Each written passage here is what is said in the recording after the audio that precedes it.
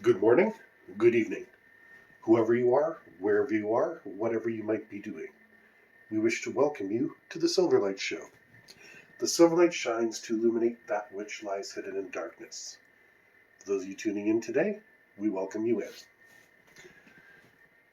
There's a curious presence making itself felt in the world, but taking such quiet steps that the elephant sounds more like a mouse.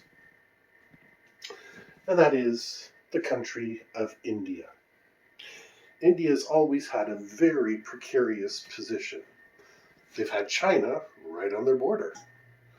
Pakistan, Iran, Afghanistan, all those places are within easy striking distance of India.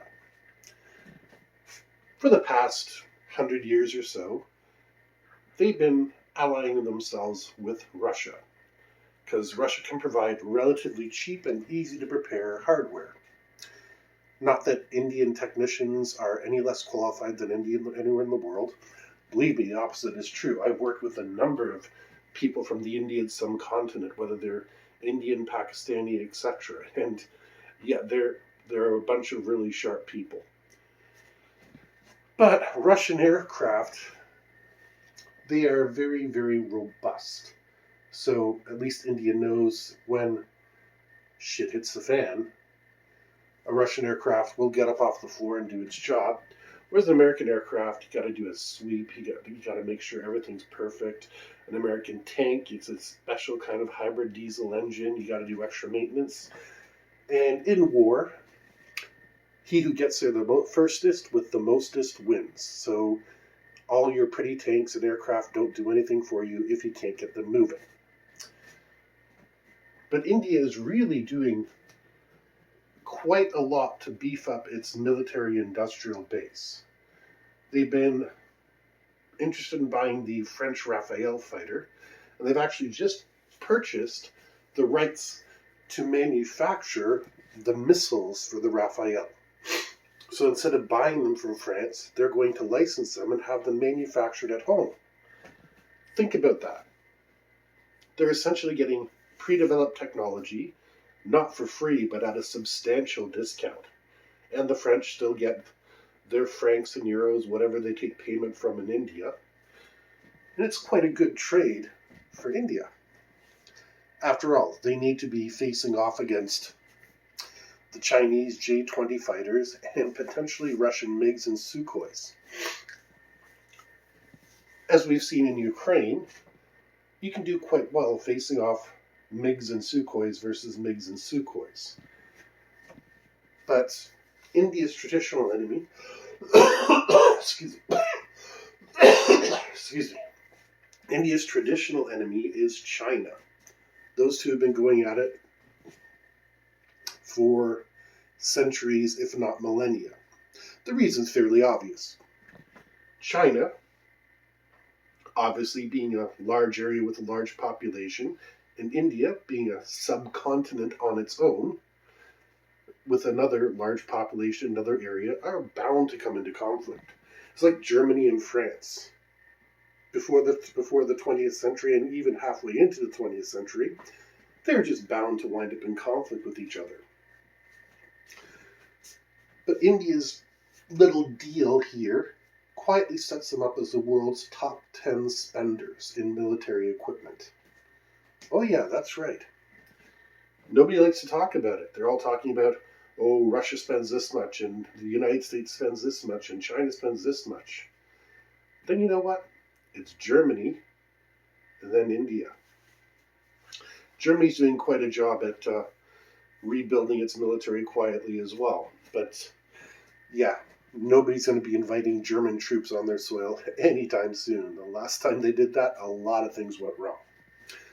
They don't need to do anything, though. They can have their weapons sit at home. India, however, looks at an alliance in their area. See, China has traditionally teamed up with Pakistan. Ever since Pakistan's inception, it's made more sense for Pakistan to ally with China because they form an instant two-front war. And as anybody who studies history knows, a two-front war is the last thing you want to get into, especially in Asia. Now, Indian troopers and Indian fighters are very good, as are Pakistani fighters. Very good. Chinese troopers, it's hard to get a real grasp of them. I'm unfortunately a relic of the Cold War, so I'm an expert in fighting Soviets. There's not many Soviets around anymore. But I do know that the Chinese army spends at least a couple hours a day not drilling or learning things, but just studying that little red book from Mao. While that's happening, the Indians are busy studying their technical manuals and their strategy and planning war games. It's interesting how a country like India could sneak up so quickly and realistically overtake a lot of other countries. There are leaps and bounds beyond Pakistan. And, China being the huge economy that it is, they're going to necessarily be behind because India is a little bit more pacifistic. India basically wants to be left alone. But you can't tell me the whole nonsense in Ukraine hasn't made the Indian politicians decide, you know what, we don't want anybody getting inspired by this. We want to keep our borders safe. So let's manufacture this new beyond visual range air-to-air missile that goes near hypersonic speeds. And we already have the deal in place for it because we already bought the fighters that go with it. By staying with France, they are smartly avoiding allying themselves with the United States. So if something happens, they can always turn back around to Russia and say, yeah, can we buy some more MiGs and Sukhois? Because even though France is technically allied against them, France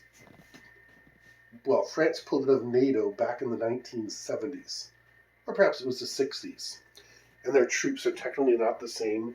Even though they're part of the European Union, they're not part of NATO. So it's a cute way for the Indian self-defense forces to skate around a problem and acquire some pretty decent technology in the meantime. Excuse me. But we do see a worrying trend of increased defense spending around the world. It is logical because when there's conflict going on, everybody wants to make sure they got bullets for themselves. I get it. You don't want to be caught with your tanks on back order when the enemy rolls across the border. I get it. It's just, in the wake of the pandemic, and in the wake of so many things going horribly wrong in the economy, it's not a good time to be investing in the military. The military-industrial complex doesn't really invest a whole lot back into the economy. It's kind of like a black hole. Before 9/11, the Congress was hearing about how $2.7 trillion was missing from the defense budget. That's right, $2.7 trillion gone. Can you imagine that? If you're missing $20 in your wallet, I know you're thinking, what the hell happened? Where did I leave it? And you're busy doing everything. But magically, all that money went missing. And right now, they have certain restrictions in place so that people can't ask how much that they're owing. Now, every country pretty much does have a certain amount of black budget, whether it's, they're buying things under the table, they're making sure that they can get away with things. The world of James Bond happens. It's just not as sexy or as glamorous as it is in the movies. But it still happens. And just like the United States deals in guns and drugs and supplies little militias around the world so that way they can afford everything, the same is true for India, for China, etc. And all these black budgets are going up too. Like I said, money basically goes into them. It doesn't come out. It gets reinvested in other military activities. So, ultimately, in the world right now, we're seeing a huge increase in defense spending. We're seeing new people take the front and center stage, like India. Traditionally, India has never been a weak country. But they're jumping up the ranks awfully quick. And like I say, it's hard to blame them. With China at their border, threatening to invade Taiwan, which I do not believe is a possibility. China is very good. They do have very good troops. I know I said that they study the Little Red Book for a couple hours a day, but any country's elites are very good.